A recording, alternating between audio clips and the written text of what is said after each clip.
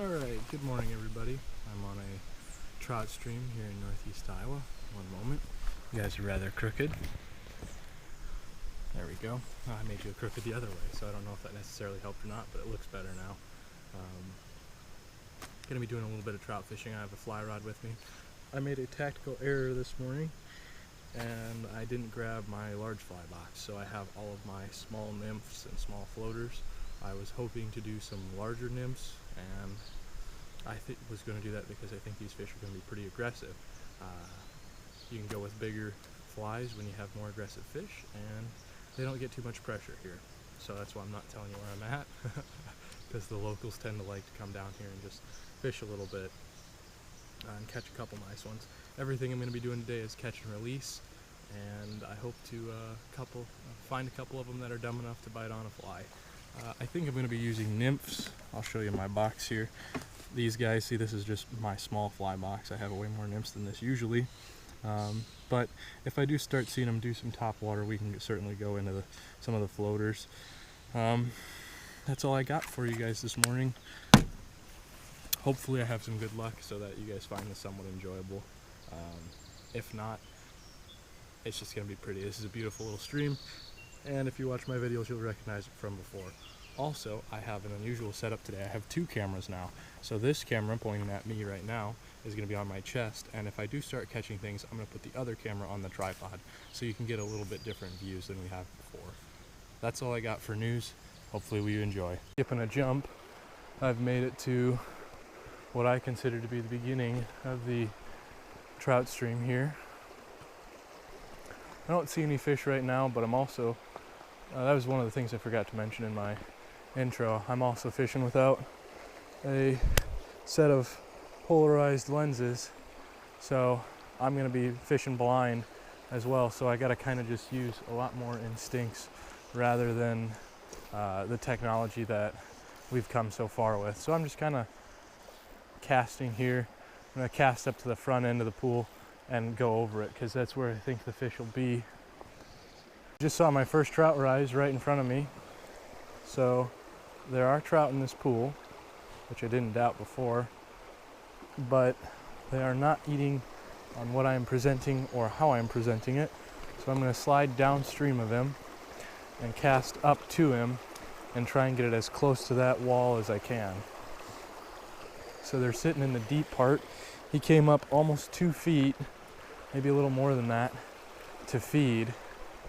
So that's a good sign for me, as it means that the fish are quite aggressive, or at least that one is. So I'm going to get upstream of him here.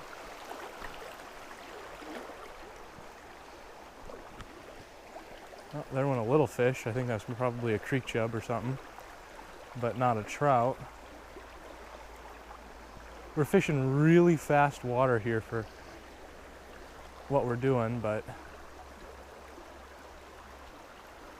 by really fast I mean kind of fast. This is almost like a riffle situation at the top end of that pool. So I'm currently using this little guy. I'm going to upsize one. I'm going to go something brighter. I think these fish are feeding on something bright, and I'm throwing something that's really quite drab. That's a good knot because that went all the way into the barb into my finger.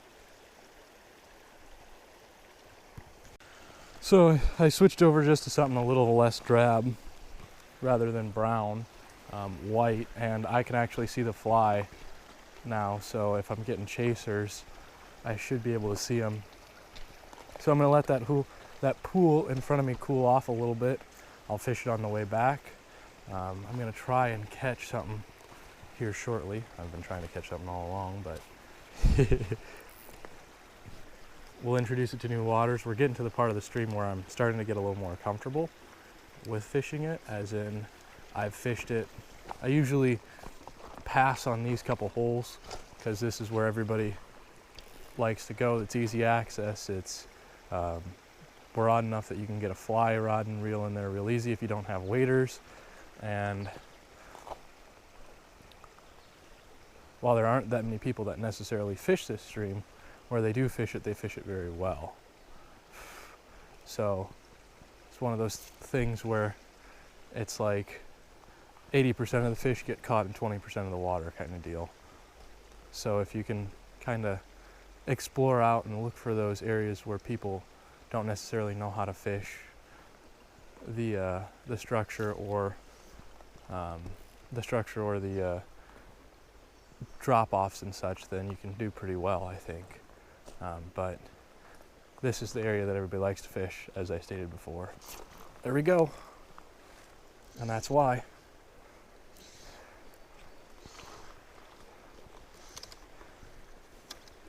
This is a good fighter. Hopefully I'm recording. Am I recording? I am.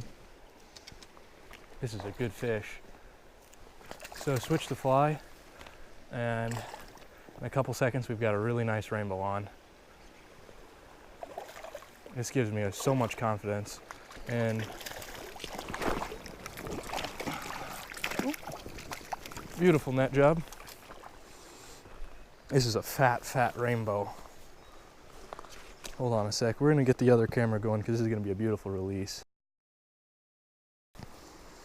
All right, so this fish has been chilling in the water the whole time. I've got my hands nice and wetted, so he should be fine. I know you guys are really off kilter, and that's okay. Everybody's off kilter once in a while. We're gonna take a look at this fish. This is a very, very nice fish. Should absolutely make a keeper's list for anybody. I've got my forceps here.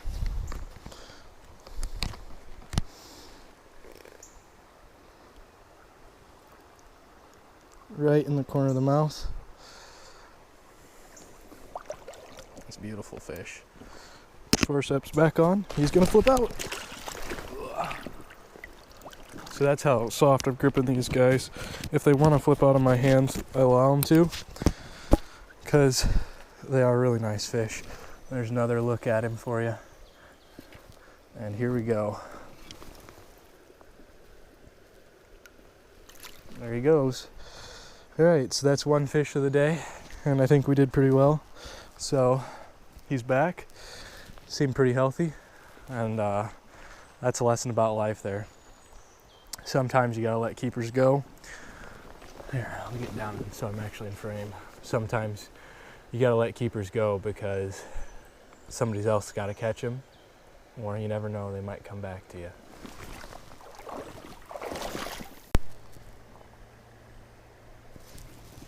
So what did I do different? Well, I honestly just changed flies. I think the drab was almost too drab for the water right now. It just wasn't what they were feeding on. Now I've switched to something that's got a lot higher visibility. So while it still remains pretty natural looking, it's a rabbit fur fly, it opens itself up because it's so much more visible and the fish don't have to work as hard to see it go by. Granted, trout are predatory creatures, so they should be pretty keyed into their senses. I'm going to point you guys down just a little bit. There we go. Although this camera has an amazing wide lens, I don't know if it's that amazing to where, you know, you can see everything that your eye can see. Actually, no, it's not that amazing. So there we got another one. This is a much smaller fish, but that's okay. It's catch and release today anyway.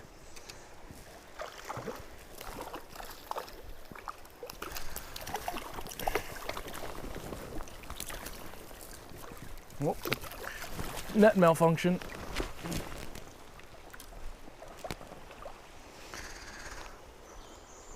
I won't do the whole rigmarole for this guy. He's a little guy.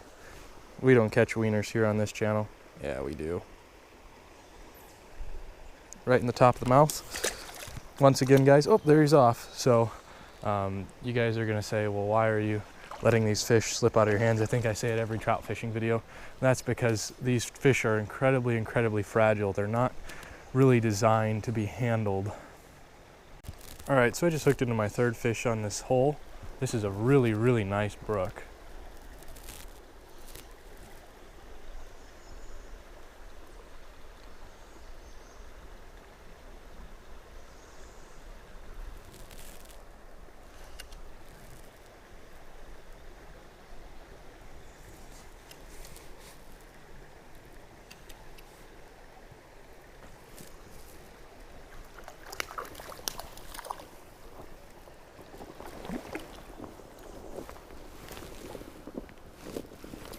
It is a great big male brook.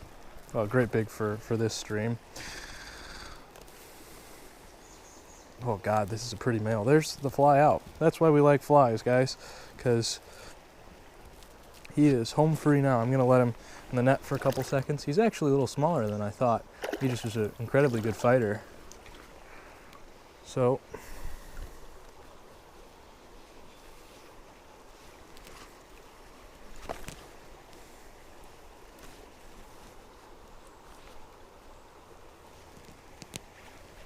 there's what he looks like.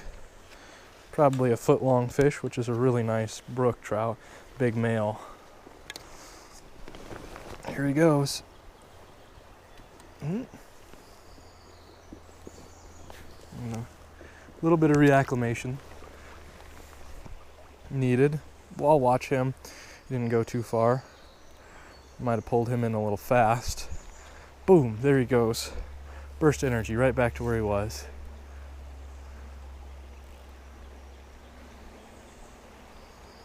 So what I'm observing is these fish are right along this deep channel, and that's where I'm getting bit at, is these real deep channels. So 3 fish, same fly, right out of the same channel.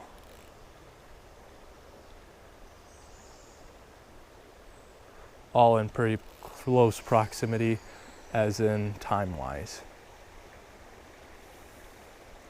So they're deep today, is what I'm saying. Which it doesn't look like they're that deep, but that's probably 2.5, 3 feet deep right along that channel there. And it could be that there's food coming right on in on that. It's a deep part, so it's got the most current of the pool. Or it could just be that there's structure there. There's 4 fish out of this hole. Right along that channel again. This is a little guy, little male brook. I said I was going to do some off-body camera filming. I should probably start doing that. My hand's still wet from that last guy. This is a really little guy. I don't know if this one is naturally or they're trying to do a catch and grow program here. I should probably know that.